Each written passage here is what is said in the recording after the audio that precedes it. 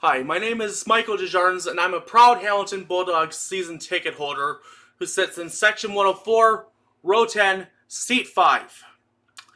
As of this moment, I'm currently waiting to renew my seats, which has been unfortunately delayed by the COVID-19 pandemic.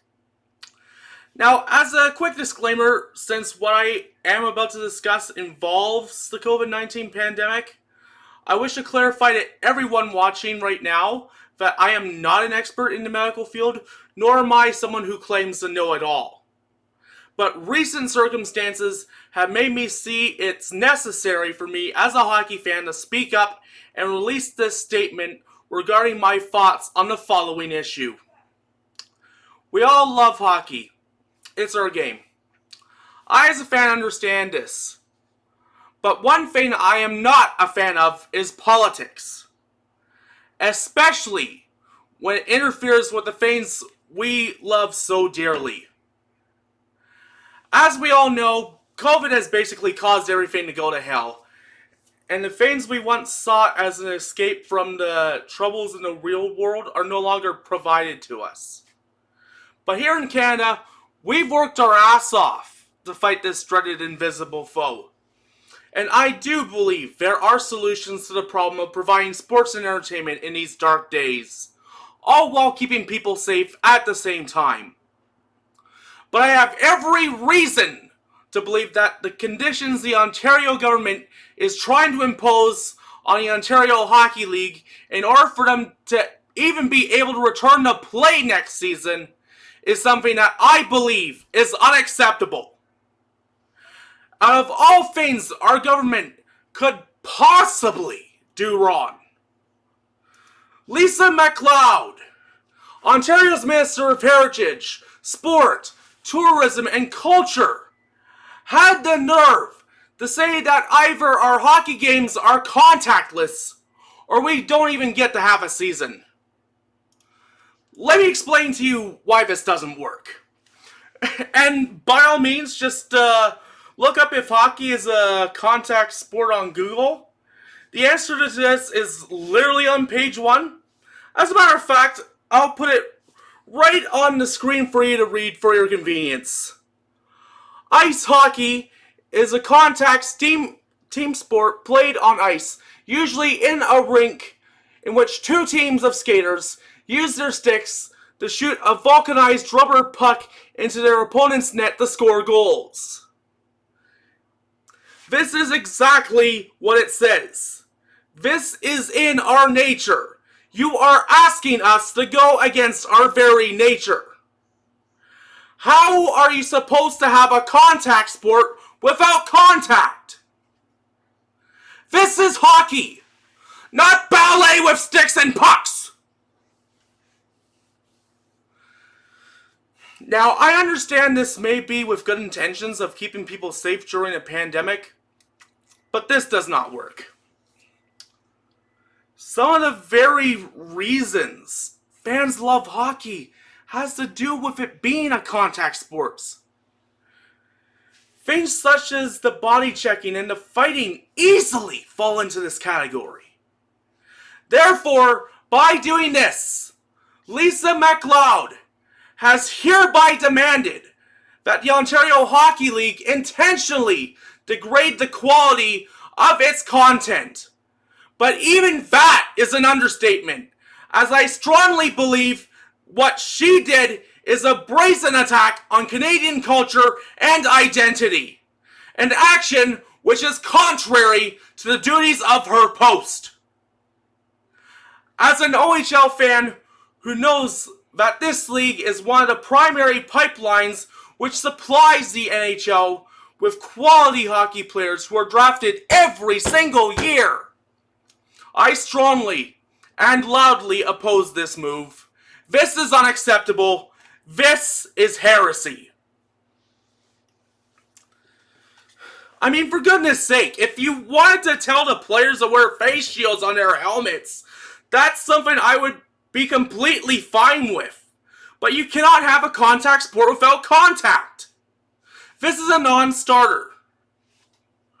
I mean, could you imagine the earful this would be getting if Coach's Corner was still around, I'm telling you, Don Cherry would have a field day with something like this. However, the good news is that not all hope is lost. Especially since it seems we have an ally in the Ontario government. Yes, ladies and gentlemen, Ontario's Premier, Doug Ford, did release a statement on this issue where he essentially said he'd love to see the physical element return in this upcoming season. At least someone has common sense, eh? So, if we want to maintain the physical element of Canada's game and be able to enjoy high-profile events the way they were meant to be enjoyed with fans in the stands, we require a battle plan to help us combat COVID while being able to enjoy ourselves at the same time. Like I said, I'm not an expert, but I do have common sense. So for this, I would love to share my own ideas on what we can do to help prevent high-profile events from turning into potential super spreaders. So first off, the government would create ground rules for people wanting to host high-profile events, where hosts and officials will have their own responsibilities for ensuring that it is conducted safely. Now, for people who don't know what I mean, to define what a high-profile event is, it would be considered an event above the currently allowed limit that has been set forth by COVID guidelines in effect for the jurisdiction in which the event happens in. That means, by default, if it could either be Ontario's COVID guidelines or even the city's COVID guidelines.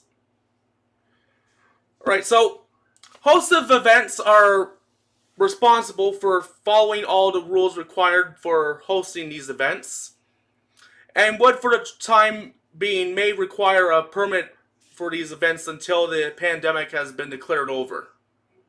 The government's job is to set and enforce these rules and to inform hosts of any changes that are required.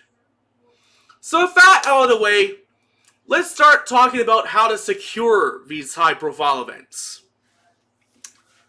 The first line of defense is easily the most obvious one: testing. Now, in my opinion, this would require the deployment of rapid testing in Canada. The biggest problem you need to be concerned about is asymptomatic cases who do not. And now, the thing is, these asymptomatic cases, they don't show signs of the virus, despite the fact that they are indeed a carrier. These cases, as a result, are more dangerous than the symptomatic ones, who visibly show signs of being infected, simply because you don't know they have the virus. For this reason, proof of a negative test within a reasonable time frame would be required in order to get tickets to an event, as well as for possibly entering the venue. The test proof you provide must also be the most recent. Common sense. These tests will allow you the opportunity to detect some of these dangerous invisible cases and isolate them as soon as possible. And in return for getting yourself tested and proving that you don't have the virus, you get rewarded with the opportunity to enjoy yourself. Now, due to these circumstances, you may also have to crack down on the ticket scalping issue as well. I believe refund arrangements can be worked out for those who have to go into quarantine. We obviously can't have people cheating the system. If you require a test in order to get tickets, then it is only fair that you get that test. So essentially, scalping is something that must be off limits. Now, the third line of defense happens on event day. Since the test usually occurs in advance and things can always change over time, temperature checks would be provided upon entry to help reduce the risk of a positive case entering the venue. And, well, if all else fails and someone who attended tests positive within a set time frame after the event, The contact tracing information collected in advance by the hosts from all guests will be provided to the contact tracers. This allows them to quickly crack down on a new batch of cases before it's too late. Right there, you have easily 4 layers on that system that I just suggested. 4. And all of these things is probably what you would expect from medical experts. In my opinion, of course. Now, the one huge challenge the OHL has with 3 of its teams coincidentally happens to do with America and their border with us.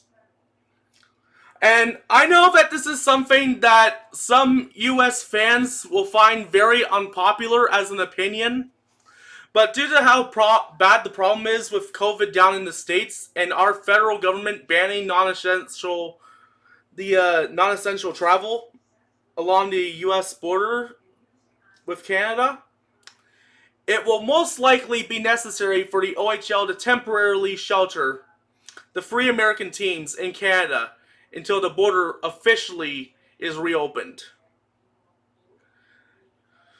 Now, of course, this is an issue which the federal government will have to deal with.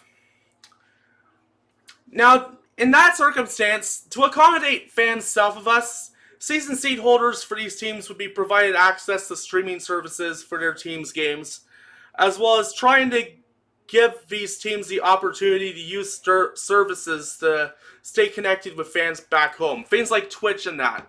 I mean, the Bulldogs themselves use Twitch, and so I know exactly what I'm talking about. So it's a great opportunity for them to, remain in contact in a way that is still safe, but yeah, you get the point. And let's face it, this is a hard thing to do. Especially since OHL teams ultimately rely on that two-way relationship with fans in order to survive. But citing how the Bulldogs, like I said, use Twitch during this difficult time, I do believe it is possible for this to actually work. And when the border reopens, it'll be only right for us to make sure that these teams get the homecoming party they deserve after all the hell they have to probably go through. I do hope that our government looks at this from a reasonable perspective with some common sense, but like I have said earlier, hockey is a contact sport. This is our nature. A contact sport will not work without contact. I do believe we can do it safely, but the currently mentioned plan for contactless hockey will not work, especially with someone like me. There must be a better way. But until then, I'll see you all later.